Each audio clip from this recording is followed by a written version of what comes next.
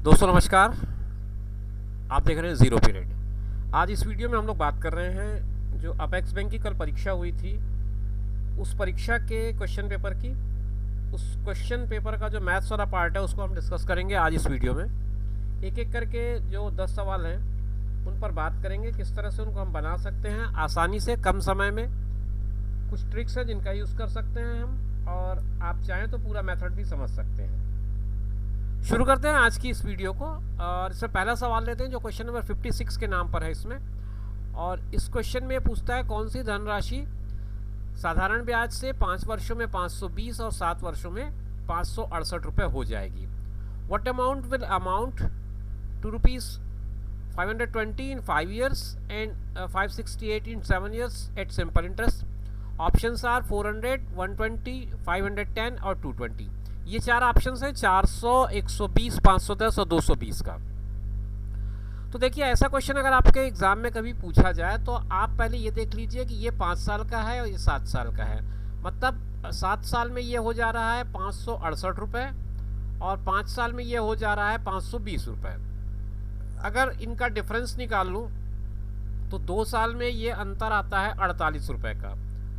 तो जब ये अंतर 2 साल में 48 रुपये का है 48 का, तो 1 साल में ये अंतर कितने का हुआ? आधा हो जाएगा इसका, और ये हो जाएगा 24 रुपये का। 1 साल में अगर 24 रुपये का अंतर है तो इस अंतर को मैं 5 साल के लिए काउंट करना चाहूँ तो 24 × 5, 24 × 5 करूँगा तो 120 हो जाएगा। जबकि 5 साल में अगर आप अमाउंट देखें उसका, कौन सी राशि साधारण ब्याज से 5 वर्षों में 520 हो जाएगी, मतलब ये मिश्र धन है, अमाउंट है। तो 5 साल में इसको ब्याज मिल रहा है 120 रुपये और वो हो जा रहा है 520।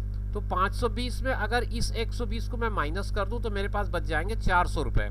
तो ये 400 रुपये ही प्रिंसिपल है, यही मूलधन है। आपके क्वेश्चन का जवाब यही है। तो ऑप्शन ए को आप टिक लगा सकते हैं। ऑप्शन ए 400 रुपये होगा, ₹400। मेरा ख्याल है क्वेश्चन एकदम क्लियर होगा। आपको कोई भी फार्मूला नहीं लगाना है, कुछ भी आपको एडिशनल जा करके PRT, मूलधन, दर, समय, कुछ भी करने की ज़रूरत नहीं है। सारा कुछ केवल आपके मेंटल कैलकुलेशन पर डिपेंड कर रहा है। 7 साल में 568 होता है, 5 साल में 520 होता है। इसका मतलब 2 साल में उनका डिफरेंस 48 रुपीज़ का है। अगर 2 साल में डिफरेंस 48 रुपीज़ का है तो 1 साल में 24 रुपये ब्याज हुआ। 1 साल का ब्याज 24 रुपये हो रहा है तो 5 साल का ब्याज 120 रुपये हुआ। 5 साल में जो अमाउंट हो जा रहा है वो 520 रुपये, मतलब उसमें 120 रुपये जुड़ा है ब्याज का, तो मूलधन 400 रुपये रहा होगा। बस इसमें कहीं गणित लगाने की जरूरत ही नहीं है। नेक्स्ट क्वेश्चन है, एवरेज का क्वेश्चन है। यदि 7 क्रमिक संख्याओं का औसत 20 हो तो उन संख्याओं में सबसे बड़ी संख्या क्या होगी? देखिए, जब कोई ऐसा सवाल आता है जिसपे क्रमिक कहा जाता है, अगर मैं इसको अंग्रेजी में पढ़ूँ, if the average of 7 consecutive numbers is 20, then the largest number among those number will be 24, 28, 23, 20। तो जब इस तरह के क्वेश्चंस आते हैं जिसमें आपको कंटिन्यूस या सक्सेसिव नंबर्स की बात की जा रही हो और उनकी संख्या ऑड हो, विषम हो, तब आपको क्या करना है? आप कुछ इस तरह से एक इमेजिन करिए। मैं आपको कोई कैलकुलेशन नहीं समझा रहा हूँ। 7 संख्या बताया तो मैंने 7 स्पेस बना देता हूँ, 1, 2, 3, 4, 5 और ये 6 हुआ और ये 7 हुआ। आपको जो एवरेज बोलेगा ना, वो एवरेज हमेशा वो सेंटर पे होगा। तो ये आपका एवरेज हो गया। एवरेज हुआ सेंटर पे। सेंटर मतलब आपका 7 टोटल डाटा है, 7 डाटा में इसका सेंटर डाटा हुआ 4th डाटा, तो ये 4th डाटा आपका एवरेज है। अब आगे और पीछे दोनों जो संख्याएं हैं वो क्रमिक है, तो इसका मतलब इसके बाद आएगा यहाँ 21, यहाँ आएगा 22, यहाँ आ जाएगा 23। इससे पूछा है सबसे बड़ी संख्या, हो सकता है आपसे वो सबसे छोटी संख्या पूछ लेता, तो फिर ये पीछे चले जाते हैं हम, 19, 18, 17। तो सबसे छोटी अगर पूछता तो 17 हो जाता, सबसे बड़ी पूछ रहा है तो 23 हो गया। तो ऐसे क्वेश्चन में भी आपको कहीं कैलकुलेशन नहीं करना है, आपको उन ट्रिक्स का यूज़ करना है जो ट्रिक आप ढंग से अगर तैयारी करते हैं तो आपने इस्तेमाल किए होंगे। तो इस तरह से इस क्वेश्चन का आंसर ऑप्शन सी में छुपा है। ऑप्शन सी को आप टिक कर सकते हैं। सी जो है 23 आपका करेक्ट आंसर होगा। Question number 58, as a maths student मैंने इस क्वेश्चन को जब पढ़ा तो मुझे इस क्वेश्चन में थोड़ी सी कमी लगी क्योंकि टेक्निकली ये क्वेश्चन कंप्लीट नहीं लग रहा है। मैं फिर से आपके लिए पढ़ रहा हूँ क्वेश्चन। रेखा पी क्यू त्रिभुज ए बी सी की भुजाओं ए बी और ए सी को क्रमशः पी और क्यू पर इस प्रकार काटती है कि ए पी पी बी का रेशियो 3:2 का है। आपको एरिया ए पी क्यू और एरिया ए बी सी का रेशियो निकालना है, अनुपात निकालना है। अगर अंग्रेजी में इसे मैं पढ़ूँ तो a line P Q intersect the sides A B A C on the triangle A B C at P Q respectively in such a way that A P ratio P B is equal to 3:2, then the area APQ and area ABC is 9, 4, 25, 4, 9, 25 और 4, 9। इस पूरे question में जो मुझे missing लग रहा है, question incomplete लग रहा है, वो ये है कि अगर ये रेखाएं, जो रेखा PQ है, वो मैं पहले फिगर बना दूँ तो आपको शायद ढंग से समझा पाऊंगा इसको। ये कुछ इस तरह का फिगर बन रहा है। इसमें ये ABC ट्रायंगल है, ये PQ है। जैसा वो कह रहा है उसके हिसाब से मैं PQ बना रहा हूँ, लेकिन उसने ये कहा नहीं है कि ये PQ BC के पैरेलल है। कहीं पर भी पैरेलल वर्ड ना तो अंग्रेजी में यूज हुआ है, ना ही हिंदी में ये वर्ड यूज हुआ है। तो जो लोग दावा आपत्ति करेंगे उनको मैं सलाह दूंगा कि इस प्रश्न पे जरूर दावा आपत्ति लगाएं, क्योंकि क्वेश्चन नंबर 58 मेरे हिसाब से कंप्लीट इंफॉर्मेशन नहीं है, क्वेश्चन इनकम्प्लीट है। क्योंकि ये PQ की पोजीशन, ऐसे तो आप क्वेश्चन को बनाने के लिए बनाएंगे, इसमें से आंसर खोजने के लिए। ये PQ हो सकता है कुछ इस तरह से हो सकता है इस तरह से हो। उसने ये नहीं कहा है कि BC के समांतर है। अब हम बात करते हैं, अगर ये समांतर है मान लिया जाए तब क्या होगा। तो समांतर की कल्पना करके ही मैं इस क्वेश्चन को बना रहा हूँ, क्योंकि क्वेश्चन उसी से बनेगा। क्वेश्चन है ही उसी फॉर्म का। ये BPT का क्वेश्चन है, बेसिक प्रोपोर्शनलिटी थ्योरम का। तो आप अगर इसको देखेंगे तो ये 3 है और ये 2 है, रेशियो ऐसा दिया उसने।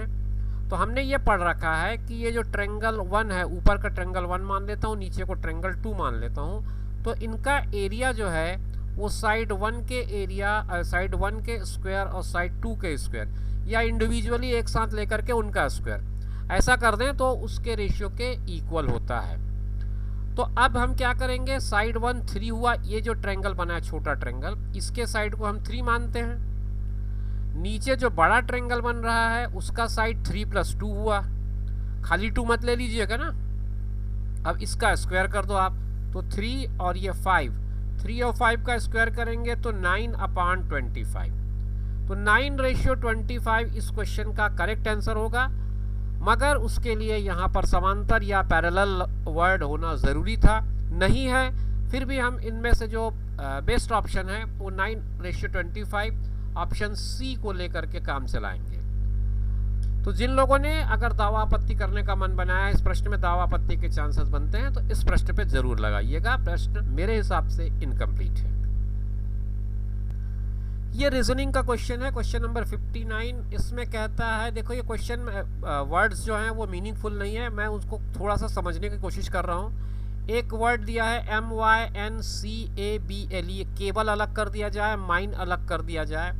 यहाँ से सैडल और हार्स ऐसा कंपेयर कर रहा हूँ मैं।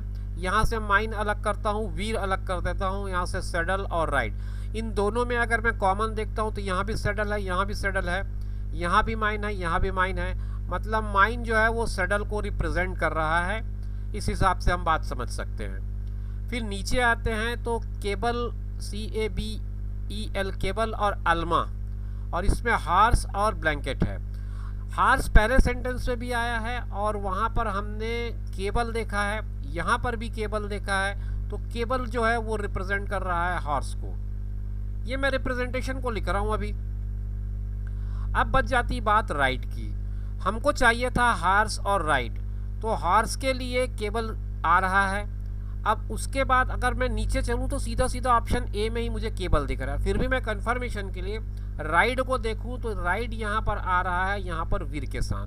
तो केबल वीर जो है फर्स्ट ऑप्शन इसका करेक्ट ऑप्शन है। मेरा ख्याल है इस पर बहुत ज़्यादा दिमाग लगाने की ज़रूरत नहीं है, आसान सा कोडिंग है, ये सिंपल कोडिंग का क्वेश्चन है, ज़्यादा दिक्कत इसमें नहीं है। फिर भी कन्फ्यूज़न है तो मैं आपको बता दूं, ये 2 पार्ट में है, यहाँ से 2 पार्ट कर लीजिए, इसके 2 पार्ट हैं, इसके 2 पार्ट हैं, इसके 2 पार्ट हैं। कॉमन सैडल है, मतलब माइन, इसको MYNE जो भी है उस वर्ड को रिप्रेजेंट कर रहा है। और यहाँ से हॉर्स जो है वो यहाँ पर है और यहाँ पर है, तो वो केबल को रिप्रेजेंट कर रहा है। तो बस इसी हिसाब से आप जाइए, आराम से आपका क्वेश्चन बन जाएगा। तो ऑप्शन ए पे टिक लगा दीजिए इसमें। क्वेश्चन नंबर 60 बड़ा अच्छा क्वेश्चन है। इस क्वेश्चन को बनाने में बड़ा मजा आएगा, क्योंकि क्वेश्चन में थोड़ी सी ट्रिक की जरूरत है। आप बड़ा लंबा मत करिए क्वेश्चन को। ये कह रहा है 540 रुपये में एक वस्तु को बेचने पर प्राप्त लाभ उसी वस्तु को 370 रुपये में बेचने पर प्राप्त हानि के बराबर है। तो मतलब एक तरफ लॉस है, एक तरफ प्रॉफिट है, वो दोनों इक्वल हैं। ऐसे क्वेश्चन को पहले मैं आपको ट्रिक बता दूं क्या करना है आपको। आप जब एक ही लाभ और हानि हो, मतलब लाभ और हानि का अमाउंट इक्वल हो, तो आप दोनों सेलिंग प्राइस को पहले प्लस कर दें, फिर उसको डिवाइड कर दें 2 से। अब ये कितना हो गया देख लीजिए, 7 और 4 11, 5 3 8 1 9, 910/2। मतलब ये हो जाएगा। वैसे तो इसको भी भाग करने की ज़रूरत नहीं पड़ेगी, लेकिन मैं कर देता हूँ। 2 चौक 8, 2 पंचे 10, 2 पंचे 10, 455। ये आपका कॉस्ट प्राइस होगा। इस कॉस्ट प्राइस के चीज को 910 रुपये में बेचना है, तो लाभ का प्रतिशत क्या होगा ये पूछ रहा है। अब ये 455 है, इसका डबल होता है 910। अभी आपने किया था, मैंने इसीलिए कहा कि इसको भाग देने की भी जरूरत नहीं पड़ेगी। 455 की चीज को आप 910 में बेच रहे हैं, मतलब डबल में बेच रहे हैं। किसी चीज को डबल में बेचने का मतलब सीधा सीधा 100% का लाभ है। तो आपको इस ट्रांजेक्शन में 910 रुपीज़ में सेल करने में आपको 100% का प्रॉफिट हो रहा है। कहीं कुछ भी कैलकुलेशन की ज़रूरत नहीं है, बहुत सिंपल क्वेश्चन है। थोड़ा सा आप ट्रिक लगाइएगा। इंग्लिश वालों के लिए मैं पढ़ दूँ। Profit obtained on selling an article for ₹540 is equal to the loss incurred on selling the article for ₹370। Selling price is ₹910, then what is the profit percent. थोड़ा अब मैं बेसिक मैथ से बता दूं अगर इसको, तो 540 में प्रॉफिट हो रहा है, उस प्रॉफिट को मैंने कम कर दिया तो सीपी मिल गया। अब 370 में उसको लॉस हो रहा है, उसमें मैंने ऐड कर दिया तो फिर उसका सीपी निकल गया। अब मुझे करना क्या है, मुझे केवल सीपी ही निकालना है। सीपी निकालने के बाद तो मेरा काम पूरा हो जाएगा। खैर इसको इतना डिटेल में भी मत जाइए। आप इसको अगर पूरा मेथड से समझना चाहें तो मैं पूरा डिटेल में इस तरह के कुछ क्वेश्चंस की सीरीज बना दूंगा, ताकि आप उसको आसानी से समझ लें।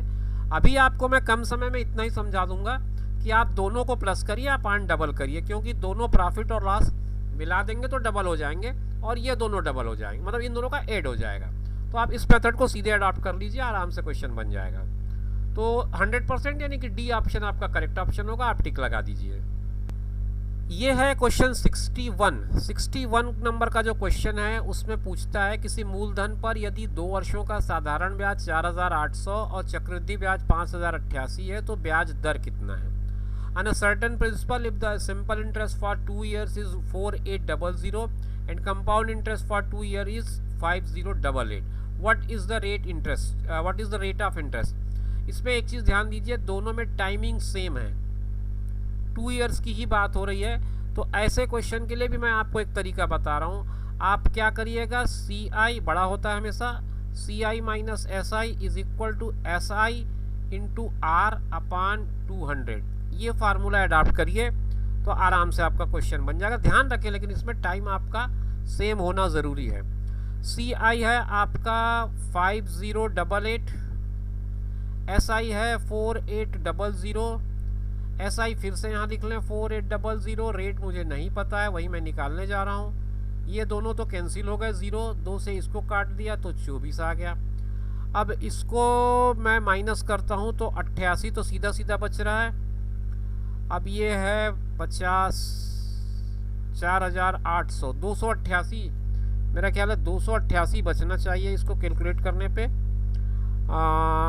ये हो जाएगा 200, हाँ 288 आएगा, ठीक है 288 आएगा। और यहाँ बचा था 24 और आर, तो 288 divided by 24 you will get are.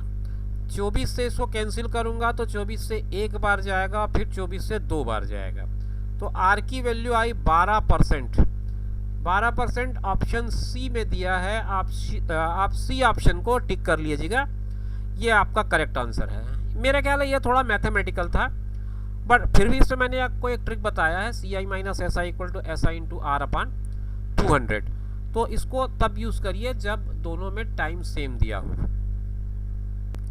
ये भी एक रीजनिंग का क्वेश्चन है डाइस का। डाइस किस क्वेश्चन में आपसे पूछता है, नीचे दिखाए गए पासों की स्थिति में ए वाले फलक के विपरीत फलक पर कौन सा अक्षर होगा। From the position of the cube shown below which letter will be on the face opposite to the face with ए।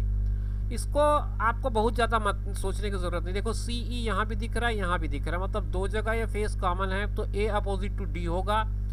कुछ भी इसमें बहुत ज़्यादा कैलकुलेशन लगाने की ज़रूरत मुझे नहीं नज़र आ रही है। तो ए का अपोजिट डी होगा, ऑप्शन ए ही इसका करेक्ट ऑप्शन होगा, लेकिन डी दिखेगा ना। ऑप्शन ए है लेकिन डी दिखेगा इसके अपोजिट में, ए के अपोजिट में डी दिखेगा। ये एक बहुत बढ़िया क्वेश्चन है। हालांकि इस क्वेश्चन में कैलकुलेशन है थोड़ा, आप चाहें तो कैलकुलेटिव होकर के क्वेश्चन को बना सकते हैं, लेकिन मैं आपको सलाह दूंगा ऐसे क्वेश्चन को बड़ा ध्यान से आप पढ़िए। ध्यान से पढ़ेंगे तो आपको आंसर उस पढ़ने में ही मिल जाएगा।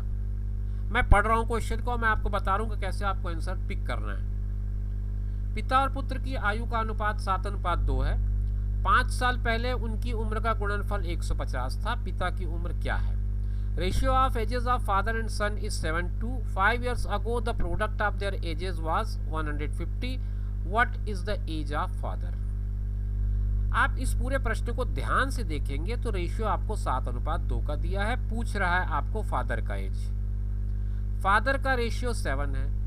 पूरे ऑप्शन, चारों ऑप्शन में मैं देख रहा हूं कि ये 7 का मल्टीपल नहीं है, ये भी 7 का मल्टीपल नहीं है, ये भी 7 का मल्टीपल नहीं है। केवल 35 ही ऐसा है जो 7 का मल्टीपल है। तो मुझे आंसर तो यहीं पे मिल गया।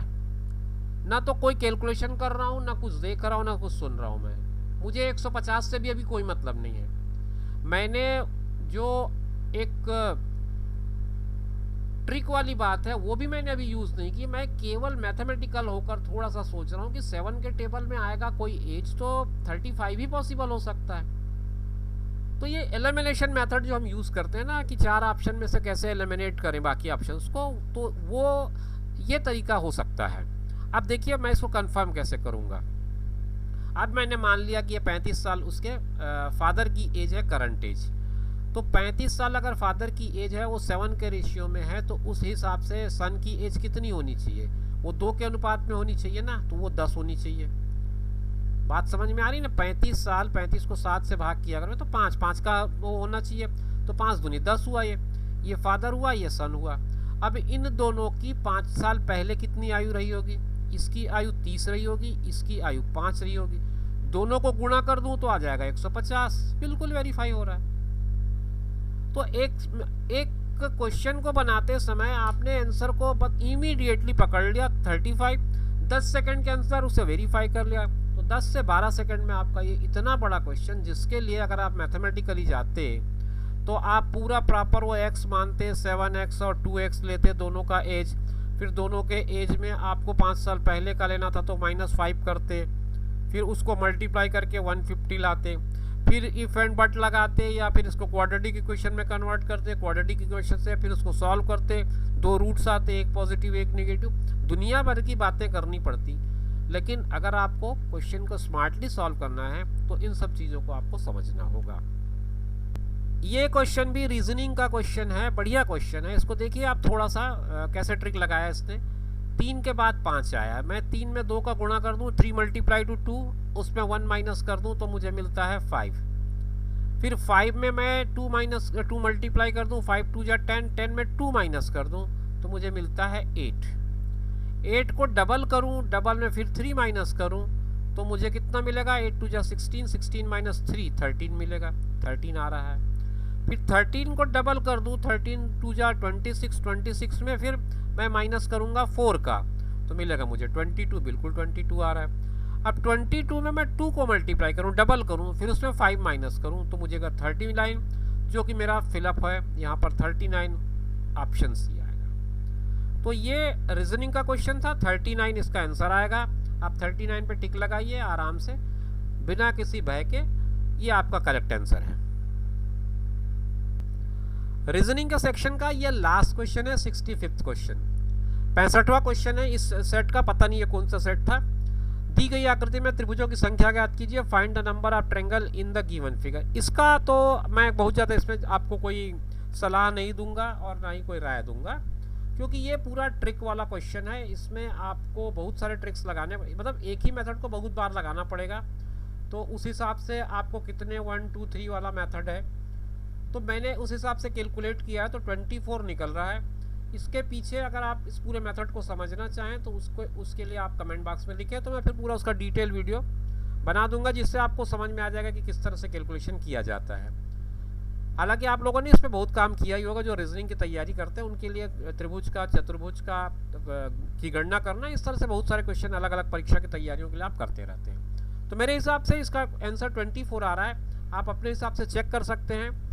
100% सही होने का दावा मैं कभी नहीं करता, गुंजाइश हमेशा रहती है।